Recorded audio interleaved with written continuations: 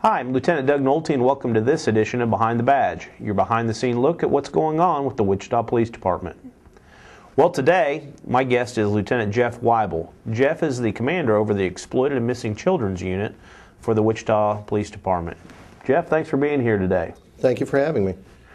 Well, Jeff, April is Child Abuse Awareness Month, and we're going to talk about that here in a little bit.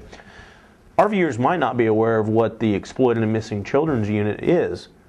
Can you go ahead and kind of give us an overview of what it is that your group does? Well, our unit is a combined unit with the Sedgwick County Sheriff's Office, the Wichita Police Department, and SRS.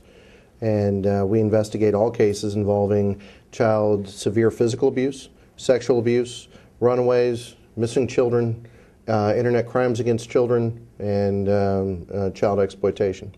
So you guys have quite a bit of responsibility. How many detectives do you have working for you in the EMCU? Well, I have it.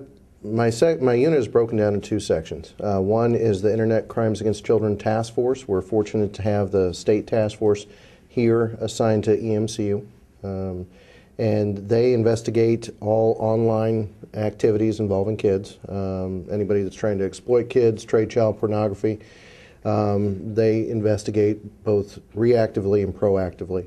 In that unit, I have 4 online investigators, and I have 3 computer forensics folks that are able to retrieve evidence off of any electronic media. Then the physical and sexual abuse side, I have 9 law enforcement investigators plus 2 officers.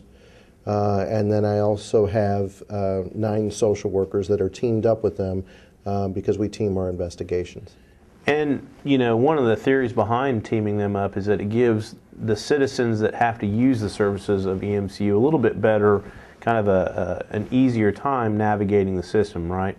That's one of the things. SRS looks to see, and the entire unit looks to make sure kids are safe. And we get cases a number of different ways, through police reports, through outside call-in reports, Crime Stoppers, and through SRS intakes.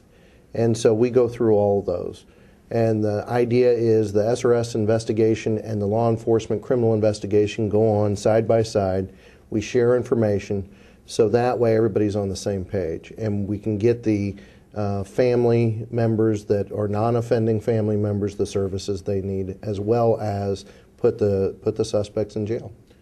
Well, I'll tell you, one of the most difficult things for any law enforcement officer to have to deal with is the abuse of a child. It's always difficult to see children who many times are unable to defend themselves and be in such a harmful situation. And I know it's especially hits home to you being the commander of that and seeing these cases come through. So let's talk a little bit about how April has become the Child Abuse Awareness Month, and what steps and what we can do to help people understand what to do when they suspect that there's issues going on in a home. Well, one of the things that our unit does is we work very closely with the National Center for Missing and Exploited Children. There's a lot of good resources on their website to help parents. One of the things that Child Abuse Awareness Month, the information we want to get out to citizens, is if you suspect physical or sexual abuse of a child, you need to either call the 800 number through SRS or call 911. Some people get confused on which one they should call. My recommendation is, if you feel that the child is in immediate danger, pick up the phone and call 911 and get a law enforcement response out. If it's a situation where you don't feel the child's in immediate danger but you suspect something's happening, call the 800 number. And you could also insure, kind of like an insurance policy, you could call both. Very good. Well, one of the things that people may not understand is some of what goes on in an investigation or what we're looking for, because I think there's sometimes some misconceptions that if you call 911 automatically the person's going to be, that called maybe is going to be in the middle of it where they don't want to be. Mm-hmm. Or children are automatically going to be taken out of the home. There's a lot of kind of misperception or misconceptions about what happens during an investigation. So can you help walk us through what your office does when you get in a complaint like this? Well, first of all, so you know, all the investigators assigned to EMCU are trained to do forensic interviews of children. If a child is verbal, then we can do a forensic interview. That's the first step. Once we get a case in, we will look at the totality of the circumstances and begin doing the investigation through interviews of non-offending parents, suspects, and the like. As we go through that process, there's misconceptions that all we want to do is take kids out of homes. That's the last thing we want to do. In many cases, these children have been traumatized by either physical or sexual abuse, and we don't want to add to that trauma. However, we do have to make safety judgments, and we may temporarily place a child in protective custody as far as the law enforcement side, or SRS may put the child in temporary custody in foster care until we can get the investigation complete. The perception that we want to take kids out of homes is inaccurate. We want to try and keep the child placed with either family members or keep them in a familiar environment as much as we can. Well, one of the things that I know we get asked a lot is what actually is child abuse. For instance, is spanking your child abuse? Or if you physically confine them for a timeout, is that child abuse? So I think parents and others have always kind of called and asked the police department, are they going too far? What does your office look at when it comes to an accusation if maybe a threshold has been passed? Well, as far as physical abuse goes, we again do the interviews. We look at the evidence. Are there marks? Are there welts? Are there broken bones? We looked at the severity of the injury. And if it rises to what the state statute says as far as cruel and unusual punishment, or as far as physical injury, we look at all those factors. And at that point in time, we'll make a decision on whether or not we'll present a case for charging. But the main thing is timeouts, a swat on the bottom, generally don't rise to the level of child abuse. When we start seeing belt marks, handprints, welts, things like that, that's obviously more concerning. And we also, when we do these investigations, we look at the history. If there's any SRS history, any criminal history, if there's a pattern of behavior. It may be as simple as we get services into the home, parenting classes, things of that nature, because we understand that being a parent can be stressful. Well, you know, you hit the nail on the head there. As parents, I think sometimes, being a father myself, I know you're a father, it can be very stressful, and nobody is perfect when it comes to being a parent. I think maybe that's a great venue to say, what can EMCU, what can SRS do to provide resources to parents who maybe are concerned or willing to say, hey, I need some help?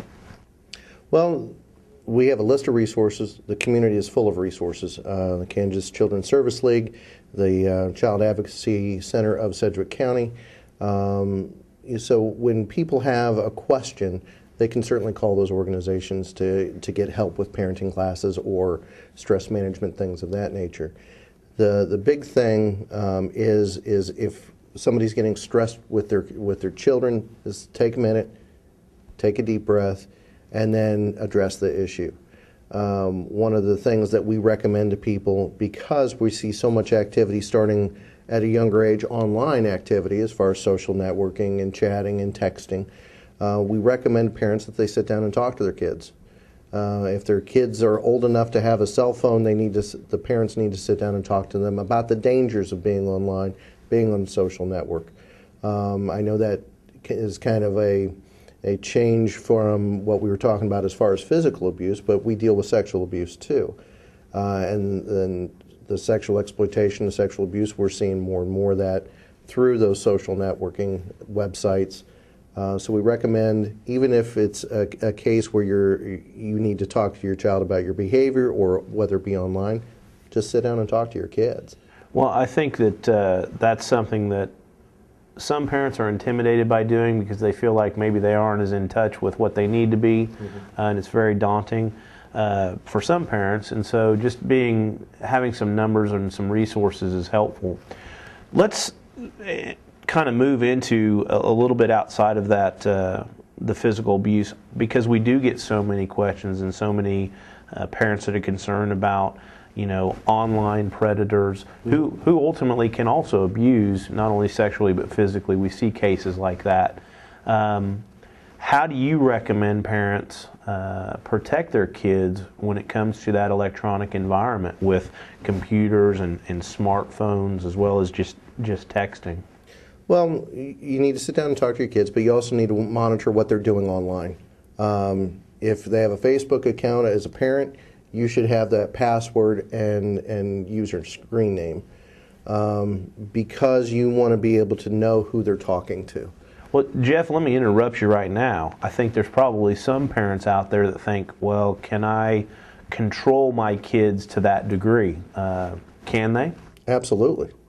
Absolutely. If you're a parent and you've bought that computer, then you control what goes on it. Well, I think that might be reassuring to some parents out there that might not understand that they do have that control. Well, what we recommend is, and for instance, we had a case last year where we weren't sure whether a 14-year-old was missing, whether she was abducted, or whether she ran away. And it was through our investigation, thankfully we have both units combined, it was through our investigation that we learned that she'd met somebody online. And we were able to, because of our computer online investigators, we were able to track down where she was at. It took about 14 hours from the time 911 was called until the time we located her. But she had met somebody online, and that's where she was. And in turn, we still had a criminal case on the suspect. I believe the suspect was 17 or 18, and our victim was 14.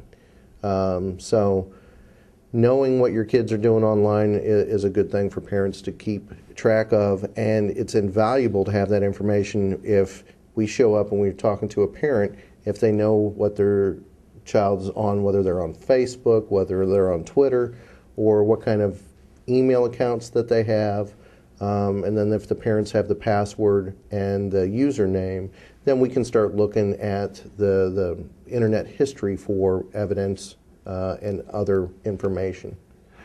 Well, certainly some great tips, and we want parents and caregivers of kids to be very mindful that right now the electronic exploitation of kids is increasing, and we want parents to be prepared.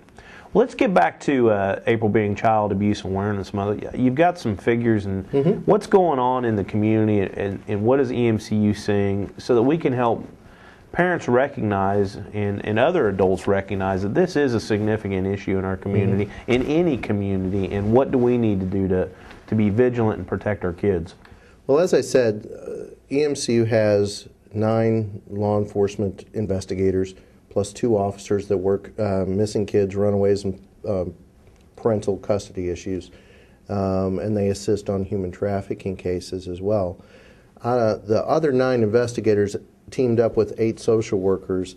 On average, we investigate approximately, law enforcement cases only, approximately 600 sex-type abuse cases, everything from indecent liberties to rape of a child under the age of 16. As far as each year, they also handle approximately 650 physical abuse type cases, whether that's the neglect, the endangerment, the physical abuse, general offenses against family. Then on top of that, we have about 1,400 runaway cases a year. Wow. All in all, with intakes included, we average about 4,000 cases, or intakes, if you will, that we look into each year in my unit. Right. That doesn't include the Internet Crimes Against Children Task Force. Wow. So you guys are busy. We are busy, but our underlying goal is to make sure kids are safe. If we get an intake, like I said, we start with one interview. What we've learned over the years is that just because we have one victim doesn't mean that that suspect hasn't harmed anybody else. So on a physical abuse case, we'll see if there's any other kids in the home. We may have them medically checked out. We'll talk to them as well. Same thing on sex abuse cases. We'll interview any child or anybody that has connection with that suspect or that may be in the home with the suspect. Are all our cases accurate? No. Do we get some unfounded cases? Absolutely. But we do more interviews per case than I've seen throughout my career. We average between 4 and 6 interviews per case. The most interviews that we've done on a case recently were 32 interviews. Wow, that's a lot. It's because we want to make sure that any children that have had contact with that suspect are safe. You guys really do have a kind of a method and a plan that you, as you take the safety of the children as being the most important. Sometimes that does mean, temporarily at least, that we or you make a decision to take the child out of the house and we call it police protective custody. Mm-hmm. I think that scares a lot of people because, again, they think that we're going to take the child, but the police protective custody allows you and your group to do what by taking that child out of the home? It allows us to know that the child is safe and gives us time to do our investigation. Most of our police protective custodies will occur late in the day. Officers will make a decision and field supervisors make a decision, place the child in police protective custody, so we can begin investigating the case. And that allows us time to schedule interviews, whether we may want to get the child medically checked. And in some cases, we'll release the child to either a family member or a non-offending parent. And it also allows SRS their timeline to follow up and do their piece of the investigation as well. And all of this is very kind of strictly monitored by the courts as far as there's certain time frames, there's certain things we have to do. So it's not just the police coming in or SRS coming in and taking the child without there being kind of a due process where the system takes over. And again, always shedding light on that. Appreciate your telling us about that. What else do we need to know, or what else do citizens can they benefit from in terms of just knowing what's going on in the community and what they can do to help? Well, the big things that they can do to help are, if they suspect something's going on, call and make a report. Again, through either the 800 number through SRS or 911. We would rather get that report and find out that there's nothing really going on or the child is safe than to miss an opportunity to protect a child.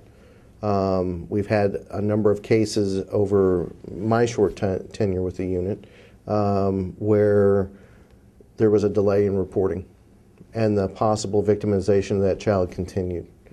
I've seen the time frame where we began investigating and talking to people is that people learned about the first instance 6, 8, 12 months prior and no report was made.